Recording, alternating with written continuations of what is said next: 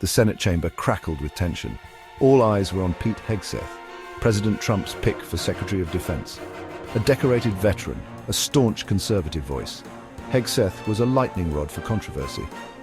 The nomination sent shockwaves through Washington. Democrats were outraged. They saw Hegseth as unqualified and dangerous. Republicans rallied behind him. They praised his military service and his commitment to a strong national defense. The stage was set for a confirmation hearing unlike any other. The stakes were high. The nation watched, holding its breath.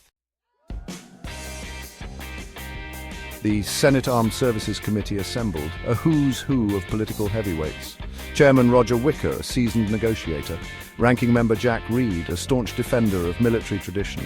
And then there were the firebrands, Tammy Duckworth, Kirsten Gillibrand, Tom Cotton, Ted Cruz.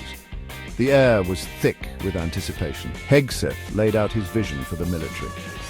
He promised to restore its warrior culture. He vowed to modernize the nuclear triad. He pledged to stand firm against America's enemies, especially in the Indo-Pacific. His words were bold, his tone was confident, but his opponents were ready. They came armed with questions about his past, questions about his temperament, questions about his ability to lead. The interrogation was relentless. Hegseth found himself on the defensive. Allegations of sexual assault from his past surfaced. He vehemently denied them. He called them baseless attacks and political hit jobs. His supporters cheered. His detractors remained unconvinced. Senators grilled him about his finances, his lucrative contracts with Fox News, his investments in defense contractors. They questioned his ethics. Hegseth insisted he was a man of integrity. He said his wealth would not influence his judgment. The hearing became a spectacle. Protesters interrupted, shouting their anger and frustration. Hegseth remained steadfast. He refused to back down. He refused to apologize. He was fighting for his reputation. He was fighting for his future. The hearing concluded, the nation exhaled, but the drama was far from over. Hegseth's fate now rested in the hands of the Senate. Would he be confirmed or would he be rejected?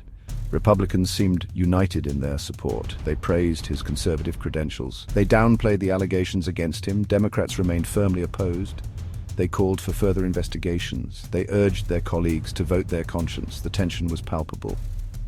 The vote would be close, the outcome uncertain. America waited, holding its breath once more. The future of the nation's defense hung in the balance.